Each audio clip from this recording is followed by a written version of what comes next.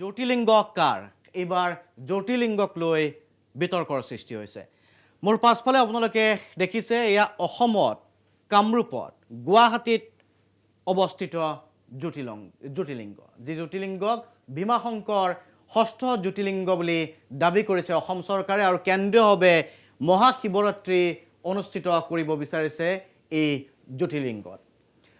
জ্যোতিলিংগ কাৰ মহাৰাষ্ট্ৰ নে অসমৰ এই প্ৰশ্ন নিখনদেশে উত্থাপিত হ'ল, কাৰণ যেতিয়া ৰাজ্য চৰকাৰে বিজ্ঞাপনত প্ৰকাশ কৰিলে যে এই জ্যোতিলিংগ হৈছে ষষ্ঠ জ্যোতিলিংগ আৰু তাৰ পাছত মহাৰাষ্ট্ৰত তোলপাৰ লাগিল। কিয়? কাৰণ মহাৰাষ্ট্ৰৰ পুনেত জ্যোতিলিংগ থকা বুলি দাবী কৰে বা দীৰ্ঘ সময় ধৰি মহাৰাষ্ট্ৰতে যে ষষ্ঠ জ্যোতিলিংগটো আছে তাক লৈ পূজা অৰ্চনা চলি আছিল, কিন্তু তাৰ বিপৰীতে গুৱাহাটীৰ পামহিত ষষ্ঠ জ্যোতিলিংগটো থকা বুলি বিজ্ঞাপন যোগে দাবী কৰিছিল অসম চৰকাৰে। চৰকাৰীভাৱে শিৱৰাত্ৰি পূজা অনুষ্ঠিত কৰাৰ যোজা চলিছিল এই পামহিত গুৱাহাটীৰ পামহিত থকা জ্যোতিলিংগত। আৰু মহাৰাষ্ট্ৰৰ বিৰোধী পক্ষই এতিয়া কঠোৰ সমালোচনা কৰিছে। ৰাষ্ট্ৰীয় সংবাদ মাধ্যমতো বিষয়টোৱে চৰ্চা লাভ কৰিছে। শিৱৰাত্ৰি উদযাপনৰ বাবে ভক্তক নিমন্ত্ৰণ জনাই অসম চৰকাৰে প্ৰতিখন বাতৰি কাকতত প্ৰকাশ কৰিছিল এটা বিজ্ঞাপন। মহানগৰীৰ পামহিৰ এই বিজ্ঞাপনটো আপোনালোকে দেখিছে। মহানগৰীৰ পামহিৰ ডাকিনী পাহাৰত থকা ভীমাশংকৰ জ্যোতিলিংগক ভাৰতৰ ষষ্ঠ জ্যোতিলিংগ বুলি উল্লেখ কৰা হৈছিল এই বিজ্ঞাপনটোত। পিছে এই বিজ্ঞাপন প্ৰকাশৰ পাছতে মহাৰাষ্ট্ৰত সৃষ্টি হৈছে তীব্ৰ প্ৰতিক্ৰিয়া। মহাৰাষ্ট্ৰৰ শিৱসেনা, এনচিপি আৰু কংগ্ৰেছে দাবী কৰিছে যে প্ৰকৃততে ৰাজ্যখনৰ মহাৰাষ্ট্ৰৰ পুনেত আছে এই ষষ্ঠ জ্যোতিলিংগ। মহাৰাষ্ট্ৰ চৰকাৰৰ পৰাও এই সন্দৰ্ভত স্পষ্টীকৰণ দাবী কৰিছে বিৰোধী পক্ষই। বিজেপি চৰকাৰে মন্দিৰক লৈ ৰাজনীতি কৰা বুলি অভিযোগ তুলি বিৰোধীয়ে কৈছে যে ধৰ্মীয় আৱেগক লৈ খেলা কৰিছে বিজেপিয়ে। প্ৰাগ নিউজৰ আগত তীব্ৰ প্ৰতিক্ৰিয়া ব্যক্ত কৰিছে মহাৰাষ্ট্ৰ কংগ্ৰেছৰ নেতা শচীন সাৱন্তে। শচীন সাৱন্তৰ মন্তব্য আমি আপোনালোকক দেখুৱাম। কিন্তু এই ক্ষেত্ৰত অজ্ঞতা প্ৰকাশ কৰিছে গুৱাহাটীৰ ভীমাশংকৰ জ্যোতিলিংগ পৰিচালনা সমিতি তথা ডাকিনী পাহাৰৰ বাসিন্দাই। এয়া মোৰ পাছফালে থকা আপোনালোকক আমি দেখুৱাইছোঁ গুৱাহাটীৰ জ্যোতিলিংগ, পামহিৰ ডাকিনী পাহাৰত থকা ভীমাশংকৰ জ্যোতিলিংগ, যাক দেশৰ ষষ্ঠ জ্যোতিলিংগ বুলি কোৱা হৈছে। এইবাৰ আন এখন ছবি দেখুৱাব বিচাৰিছোঁ মহাৰাষ্ট্ৰৰ পুনেৰ জ্যোতিলিংগ। মহাৰাষ্ট্ৰৰ জ্যোতিলিংগটো আমি আপোনালোকক দেখুৱাম। মহাৰাষ্ট্ৰৰ পুনেত মোৰ পাছফালে যিটো মন্দিৰ দেখা পাইছে, এই মন্দিৰটোৱে মহাৰাষ্ট্ৰৰ পুনেত বিশ্বাস কৰা হয় যে ষষ্ঠ জ্যোতিলিংগ হিচাপে। ভাৰতৰ বহু ভক্তপ্ৰাণ ৰাইজে মহাৰাষ্ট্ৰৰ পুনেত থকা এই জ্যোতিলিংগৰ ওচৰলৈ আহে আৰু মহাদেৱক প্ৰাৰ্থনা কৰে। এয়া দেশৰ ষষ্ঠ জ্যোতিলিংগ বুলি অভিহিত কৰা হৈছিল।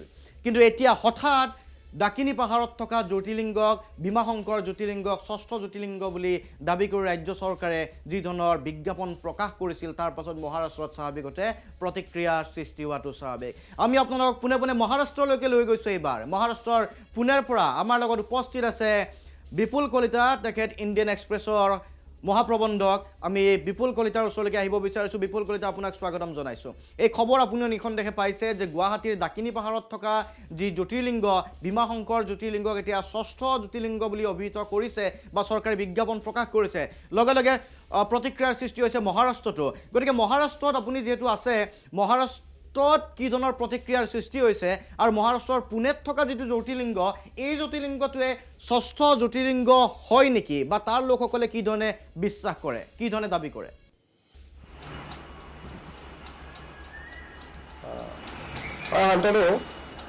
আচলতে যিটো এডভাৰটাইজমেণ্ট ওলাইছে অসম চৰকাৰৰ তৰফৰ পৰা, সেই এডভাৰটাইজমেণ্টটো মহাৰাষ্ট্ৰৰ প্ৰায় 6খনমান লোকেল নিউজ পেপাৰ, মই নামকেইটা কৈ যাম, লোকসত্তা আছে, লোকমত আছে, আমাৰ ইণ্ডিয়ান এক্সপ্ৰেছ বা টাইমছ অফ ইণ্ডিয়াটো আছে।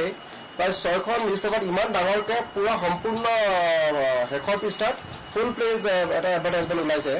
আৰু ওলোৱাৰ লগে লগে পুৰা ইয়াৰ যিটো বৌদ্ধিক মহল বা ৰাজনৈতিক মহল বা যিটো আমাৰ ধৰ্মীয় মহল যিটো ক'ব পাৰি, ধৰ্মৰ লগত জড়িত যিখিনি মানুহ, তেওঁলোক পুৰা কালিৰ পৰা 14 তাৰিখেটো ওলাইছে, 14 তাৰিখৰ পৰা জানন খাই উঠিছে যে মানে কেনেকৈ ভীমাশংকৰ বা ভীমশংকৰ বুলি লিখা আছে, তাত ভীমাশংকৰ বুলি লিখা নাই। অসমৰ যিটো এডভাৰটাইজমেণ্ট, যিটো এটা বিজ্ঞাপন ওলাইছে, ভীমশংকৰ বুলি লিখা আছে যে ভীমশংকৰ কেনেকৈ এটা জ্যোতিৰ্লিংগ হ'ব পাৰে, যিটো আচলতে মহাৰাষ্ট্ৰতে ষষ্ঠ জ্যোতিৰ্লিংগ বুলি কৈছে, 6 নম্বৰ জ্যোতিৰ্লিংগ, সেইটো তেওঁলোকৰ ভীমাশংকৰ বুলি কয় বা ভীমাশংকৰ বুলি কয়।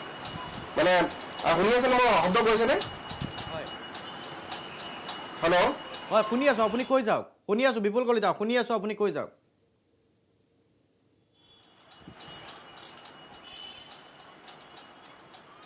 আমি শুনি আছোঁ, আপুনি কৈ যাব পাৰে।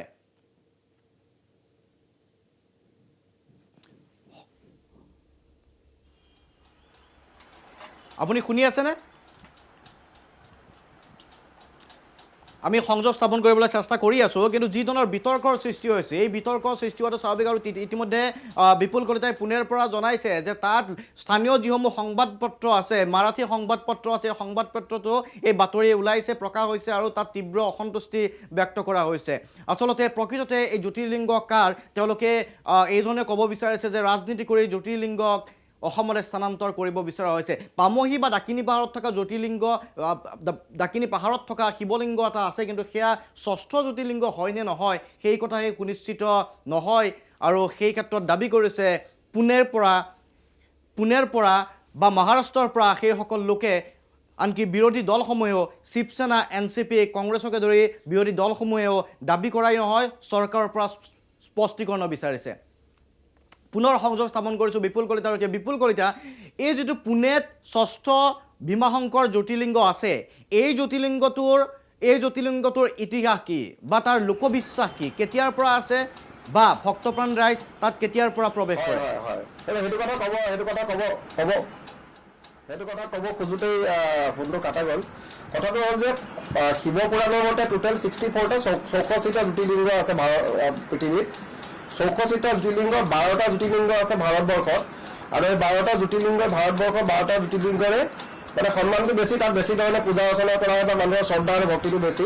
আৰু আগৰ পৰা আজি প্ৰায় 4000 বছৰৰ পৰা এই যিটো ভীমাশংকৰ যিটো জ্যোতিৰ্লিংগ, যিটো পুনেৰ পৰা 127 কিলোমিটাৰ দূৰত খেৰ বুলি এটা অঞ্চল আছে, খেৰ এটা তালুকা হয়, তাত থকা সেই জ্যোতিৰ্লিংগটোৰ মানে ইতিহাসটো হ'ল প্ৰায় 4000 বছৰ পুৰণি। আৰু ইয়াক মানুহে খুব বেছিকৈ, যিহেতু মহাৰাষ্ট্ৰত 2 নম্বৰ এইটো মানে জ্যোতিৰ্লিংগ, ইটো আছে নাচিকৰ। আপুনি জানিব লাগে নাচিক ইয়াৰ পৰা বম্বেৰ পৰা প্ৰায় 4 ঘণ্টা ডিষ্টেঞ্চ, 4 ঘণ্টা দূৰত্ব। নাচিকত ত্ৰম্বকেশ্বৰ বুলি এটা জ্যোতিৰ্লিংগ আছে, মন্দিৰ আছে, শিৱ মন্দিৰ, যিটো ব্ৰহ্মা, বিষ্ণু আৰু শিৱ তিনিজনে একেলগে প্ৰতিমূৰ্তি আছে, সেইকাৰণে ত্ৰম্বকেশ্বৰ বুলি কয়।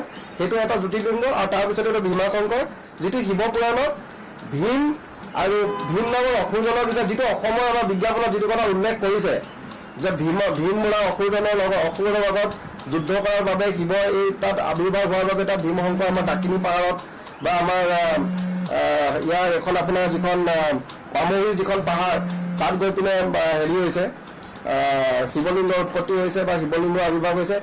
সেই একেধৰণৰ বিশ্বাস, একেধৰণৰ কথাই। আৰু ইয়াতো পাহাৰ আছে, বিৰাট ডাঙৰ পাহাৰ এখন আছে, সহয়াদ্ৰী ৰেঞ্জ বুলি কয়, সহয়াদ্ৰী পাহাৰ বুলি কয়। তাত পাহাৰ আৰু নদীৰ মাজতে ভীমাশংকৰ এই মন্দিৰটো আছে। গতিকে লোকবিশ্বাস খুবেই সাংঘাতিক, মানুহৰ ভিৰ লাগে এটা বিশেষ সময়ত। আৰু শিৱৰাত্ৰিটো ইয়াত সাংঘাতিক ধৰণে ভিৰ হয়, সাংঘাতিক ধৰণে, মানে কালিলৈ 19 তাৰিখে পৰহিলে সাংঘাতিক ধৰণে ভিৰ হ'ব।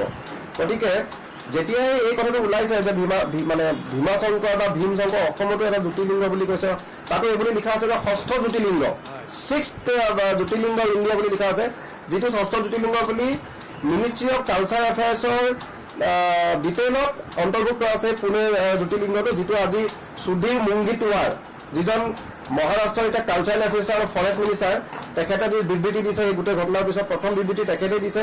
একনাথ সিন্ধে বা দেৱেন্দ্ৰ ফাডনৱিছ তেখেতসকলৰ ফালৰ পৰা কোনো ধৰণৰ বিবৃতি অহা নাই।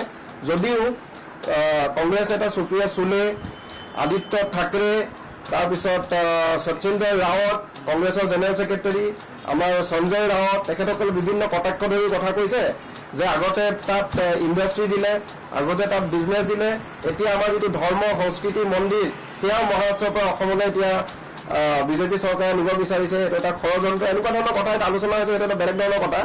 কিন্তু ভীমাশংকৰ ইয়াত যিটো আছে সেইটো খুবেই পুৰণি আৰু খুব আস্থা সহকাৰে ইয়াৰ মহাৰাষ্ট্ৰই নহয়, তাৰ ওচৰ পাজৰ কৰ্ণাটক, তামিলনাডু হায়দৰাবাদৰ মানুহ আহি পেলাই তালৈ পূজা অৰ্চনা বিপুল কৰিব। কলিতা আপুনি সবিশেষ জনোৱাৰ বাবে আৰু নিখন দেখে ইতিমধ্যে বিপুল কলিতাই কৈছে যে মহাৰাষ্ট্ৰত কি ধৰণৰ প্ৰতিক্ৰিয়াৰ সৃষ্টি হৈছে আৰু ইতিমধ্যে আদিত্য ঠাকৰেকে ধৰি আদিত্য ঠাকৰে কংগ্ৰেছ NCP সকলোৱে প্ৰতিক্ৰিয়া ব্যক্ত কৰিছে আৰু মহাৰাষ্ট্ৰৰ যিগৰাকী সাংস্কৃতিক পৰিক্ৰমা মন্ত্ৰী তেখেতেও বিবৃতি দিবলৈ বাধ্য হৈছে কাৰণ তাত আস্থাৰ প্ৰসংগ আছে আৰু বিৰোধীয়ে কটাক্ষ কৰিছে যে অপাৰেশ্যন লটাছৰ নামত বিজেপিয়ে এইবাৰ ভগৱান স্থানান্তৰ কৰিব বিচাৰিছে এই ধৰণৰ বিৰোধীৰ কটাক্ষ কিন্তু নিখনদেশে এই জ্যোতিৰ্লিংগ বা শিৱৰাত্ৰিৰ প্ৰাকখনত ডাকিনী পাহাৰত থকা জ্যোতিৰ্লিংগক ভীমাশংকৰ ষষ্ঠ জ্যোতিৰ্লিংগ বুলি অসম চৰকাৰে দিয়া বিজ্ঞাপনৰ পাছত এতিয়া দেশজুৰি এই বিষয়টো চৰ্চাৰ বিষয়ে পৰিছে বিশেষকৈ মহাৰাষ্ট্ৰত তীব্ৰ প্ৰতিক্ৰিয়া